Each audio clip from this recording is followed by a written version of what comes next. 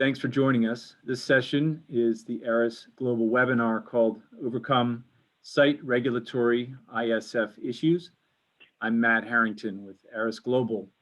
We're sponsoring this event because our clinical research software platform is designed to enhance collaboration in the cloud. So collaborating today, we have Rick Arlo, CEO of Complion, a leading e-regulatory solution for high-performing sites, CROs, and sponsors.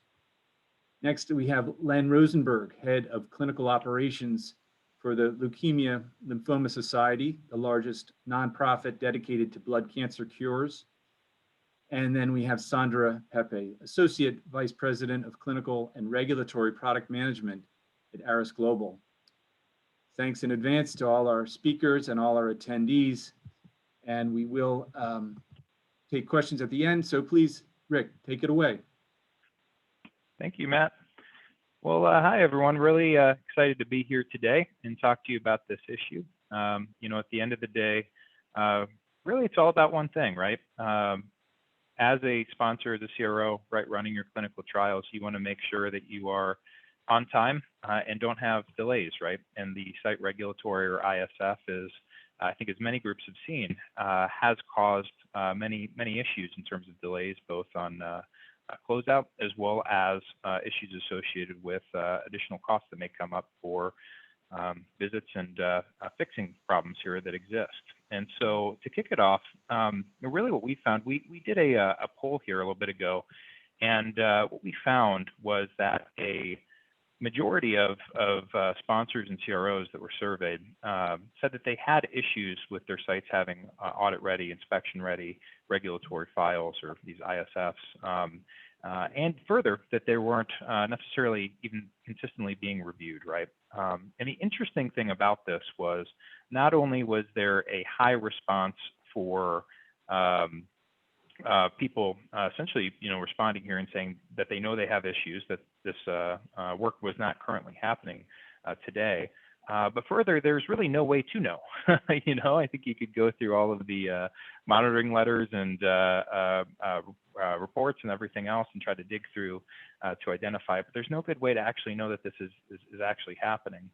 And I purposely used some results here in a survey that we ran actually pre-COVID. And so I think what we've seen is that, even prior, right, the pressures on monitors and the disruption of typical monitor visits where a monitor gets to sit down, right, next to the site, on site, right, and they get to go through this actual binder and resolve all the issues immediately there.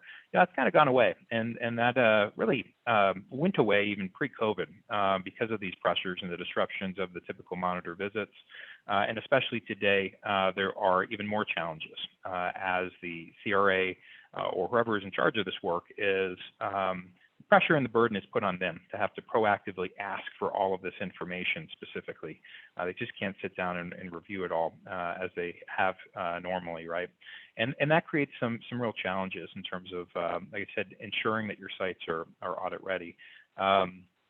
So, why is this actually a problem? So if we look at this, the problem is that the issues are going to be found, right? And many times that's found on, closeout, or it's found in an audit or an inspection of the site. And what does that mean? That could lead to additional delays, right, in terms of closeout database lock submission here, where there is now additional visits, additional time to be able to identify and resolve those issues, additional unanticipated costs in terms of change orders and visits that goes into this process of identifying and solving those issues.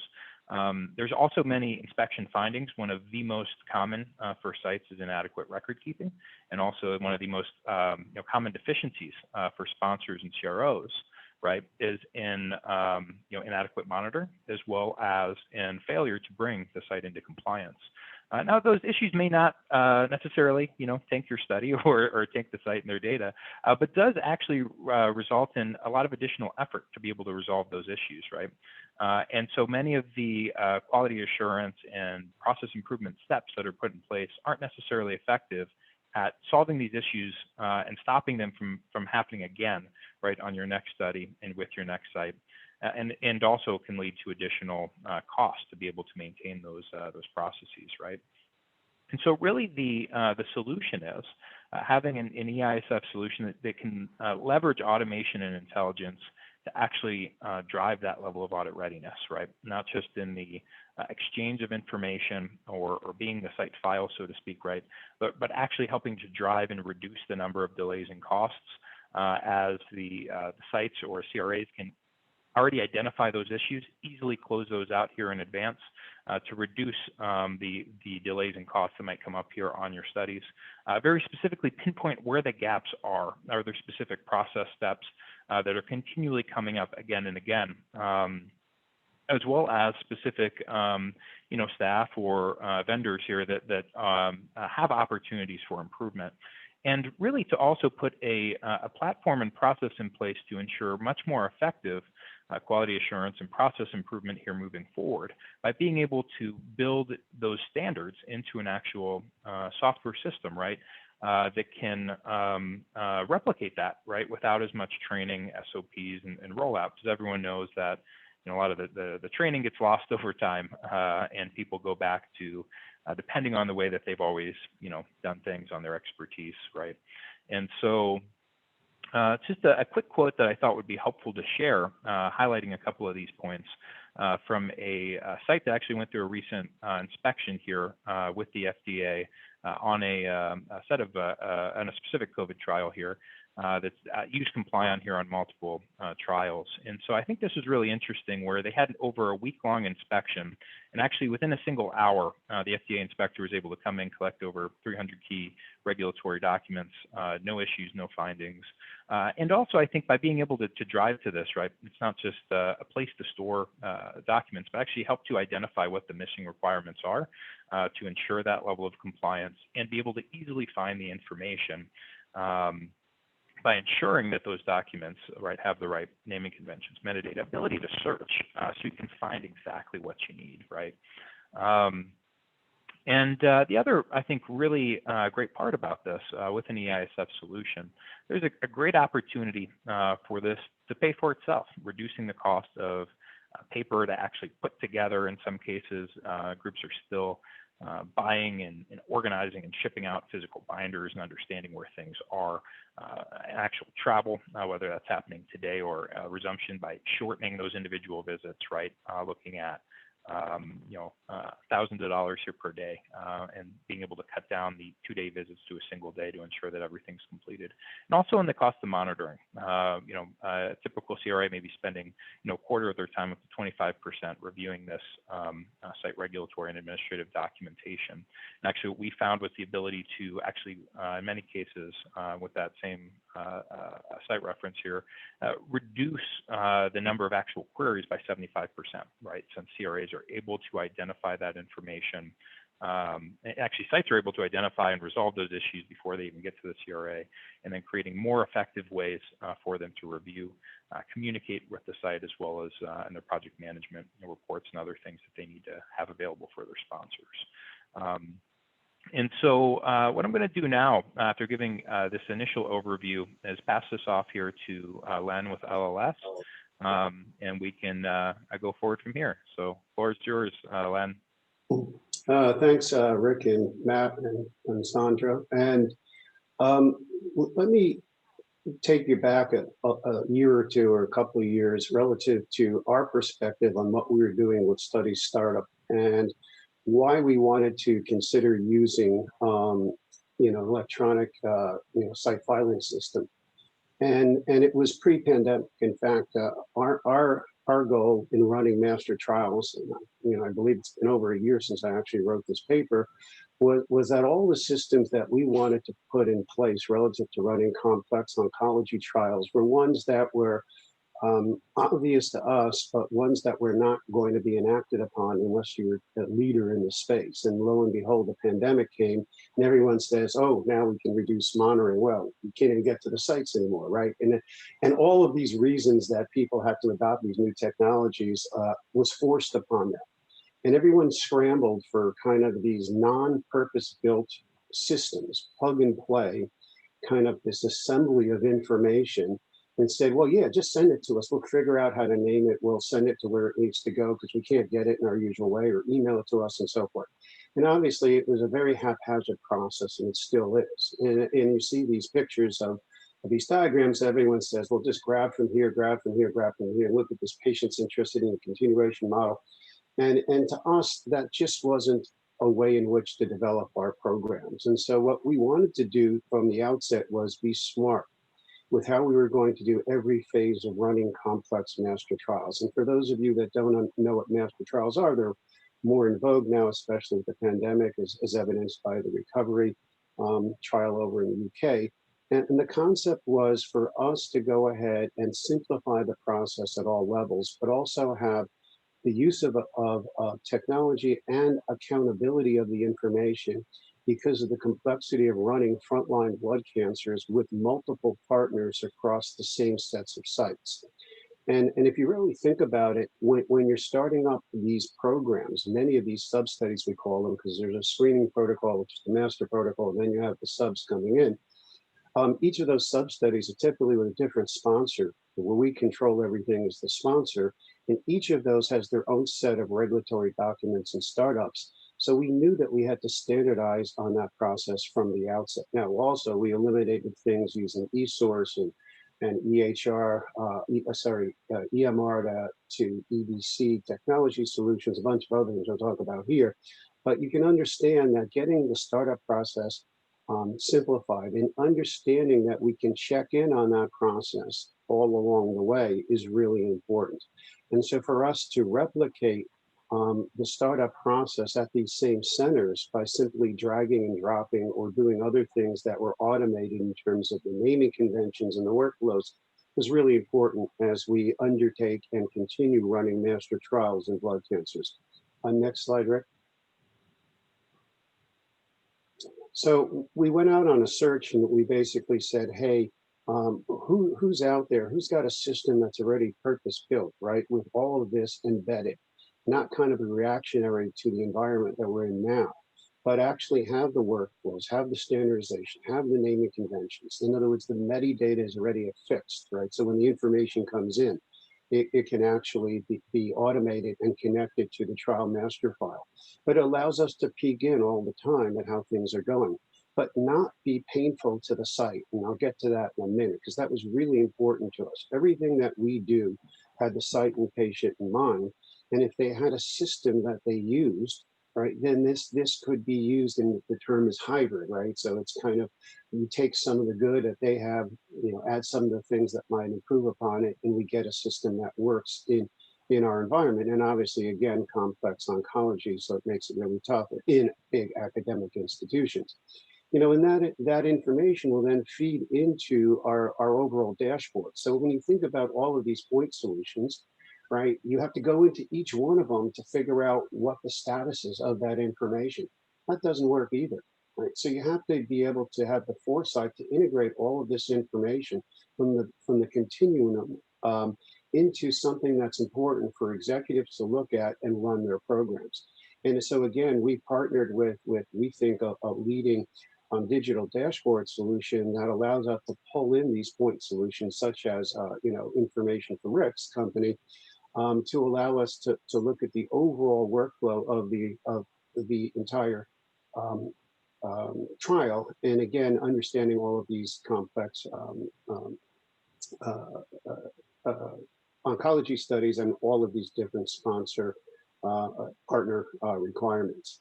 And so, you know, when you do that, you obviously create, you know, efficiency across the programs. Let's go to the next slide.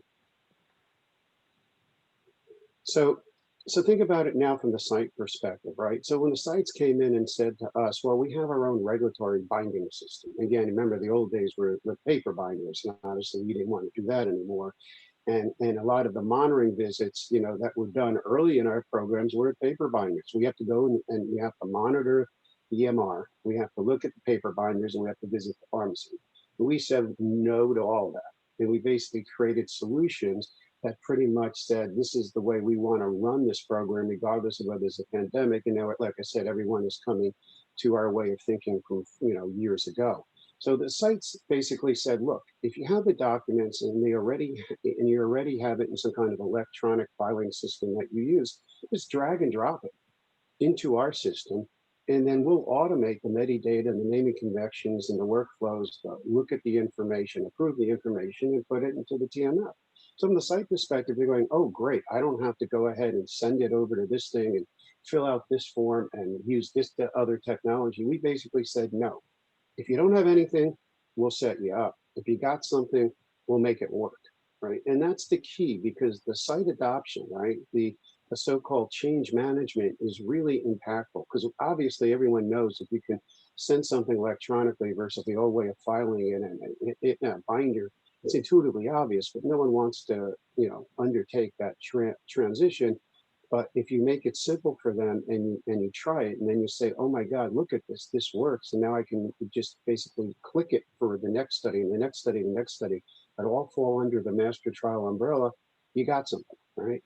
And so I always said with this technology, it's got to be intuitive. If I can figure it out, it's going to work at the site, right? And if I have to explain it to my peers and my management, and they can do it and they understand it, and the information flows in a way that anticipates what they're going to ask, we're going to be in really good shape with a couple of clicks. And that's really what we're trying to emphasize here.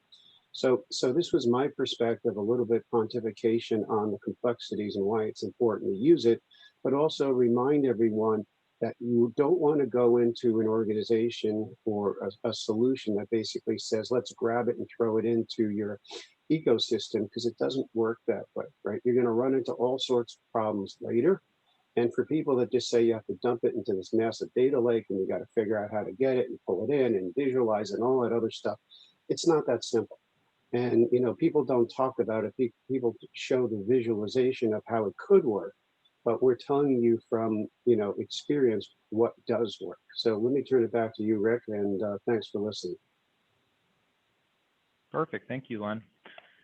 So there's a couple of additional benefits that we found as well, too, with EISF solutions here, right?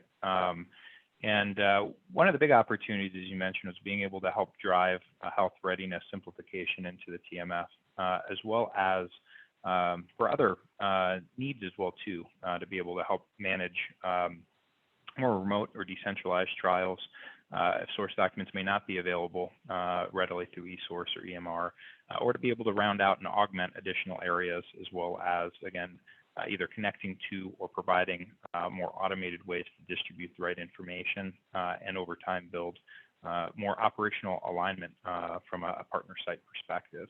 And so now what we're going to do is hand it over here to Sondra, who'll be able to talk about in more detail some of the opportunities and best practices to leverage health and simplification of the TMF with this EISF here in mind. Thank you, Rick, and thank you, Len, for that insightful perspective. It's always great to hear folks who have both the sponsor and sites in mind when they talk through benefits, and having to play both sides in your role gives you really unique insight there. In particular, this is a growing, complex ecosystem that we work in for clinical trials. As Len indicated, there could be many sponsors collaborating, multiple CRO partners, obviously lots of sites, and there are a lot of technologies in play. And really the best practice is to ensure that each of those partners in the ecosystem can leverage the solution that they've already chosen. So that Len called it the hybrid approach. I call it technology agnostic. Apologies, family around me. Come on, guys, you have to go. So, sorry, guys. COVID. Everything's had to adopt in real time. But no, so the TMF reference model group, who is just a leader in the trial master file standardization space, has a technology standard, the exchange mechanism standard. And they've released a survey. They'll be releasing the results of that later this month. And it really highlights a lot of what Rick and Len were speaking to, but it gives us this opportunity, as Rick was saying, to eliminate this technology problem. There's no reason everyone can't use their solution of choice and still have full interoperability between these. And then, there's a saying Rick has that he didn't use today. It's not just about the document collection.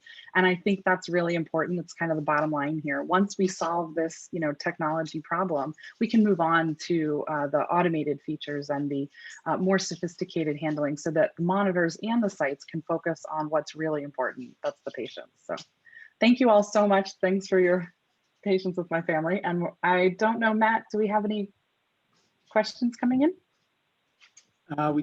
We don't. I have one, but I think we're about out of time. So Please go. so Please go ahead. sorry? Yes. Please go ahead. Okay, yeah. I was just going to ask, do you see problems arise in preventing source documents from being shared when they haven't been finalized yet? And if so, are there ways of addressing that using the EISF?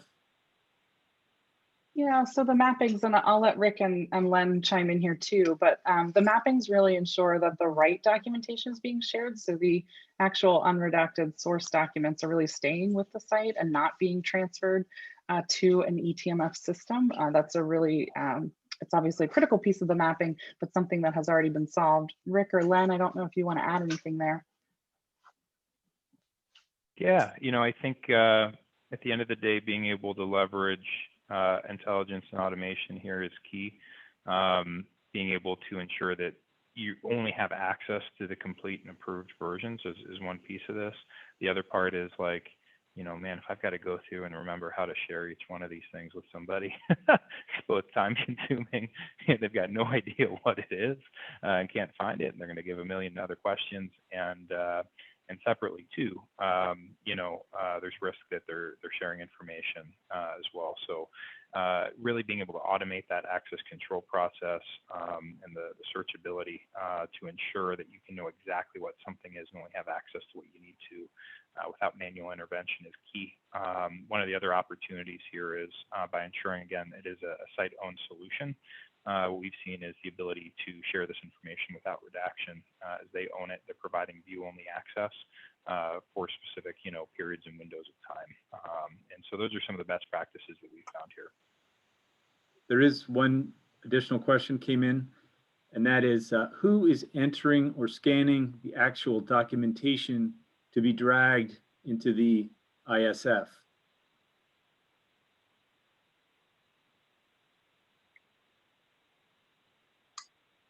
So Are you asking from the site perspective, who is the person that typically takes ownership of the documents that have to find their way into the EISF environment? This is from the audience. Let me just see who is entering or scanning actually to be dragged into to the ISF. Right. So that's the site. I mean, Rick, you can talk about it some more, but what we're interested in is just making it easier for the site, because the site itself has their own filing system, whether it's electronic or the use of, I'll say, compliance system or others that are out there. They have the files, they have the CVs and the 1572, all the other forms that everyone's familiar with. And so what we say is you need to take it from your filing system and put it into our environment. And then that's simply a drag and drop. And so that's the convenience of it, which is if you don't have a system to convert your documents over, the system allows you to do that. And we as a sponsor will actually give you the system or pay for the system, if you will. Or if you have the system, then we will make it easy for you to actually drag and drop it into our environment. So either way, we're going to foot the bill as the sponsor and make it easier for you to upload the documents on an ongoing basis. And the TMF reference model standard is really in place. So we're launching that in our sponsor side solutions for eTMF and CTMS really next month. And the reason we've been partnering with Rick and Complion and other site technologies is to ensure that you won't even have to drag and drop. So there'll be a click to configure solution that will really let you use your system of choice as a site and have this seamless interoperability. As Rick said, automated, hands off, so mistakes can't be made, and so that it's easier and there's less site burden, as Len was speaking to. But those filing naming conventions, even though they might standardize on the DIA reference model, not all CROs and sponsors will do that. And so you have to have the flexibility to be able to go to some kind of naming convention standards that will pull through to whatever TMF you end up using. Yeah, that's right. The naming conventions are maintained from the original source system, and then the target system has a choice whether to retain the naming convention or override it with their own naming convention. So that's right. And you always maintain as source what that was in the original EISF. Yeah, Right. Absolutely. Yeah, there's no consistency in naming conventions yet. If we can solve that one, Well, we can live on Mars. Yeah, no, but that we have recognized that that's a problem, so that's why we went with Complion, because there's only one way to, name a protocol for purposes of moving it to a TMF. And so rather than having multiple ways of naming the files, which may still exist when it comes into the system, it goes through that standardization, naming, metadata fixing, and TMF. And that was important to us. All right. All right, well, that was it for questions, but thank you very much, Rick, Len, and Sondra, and all our attendees.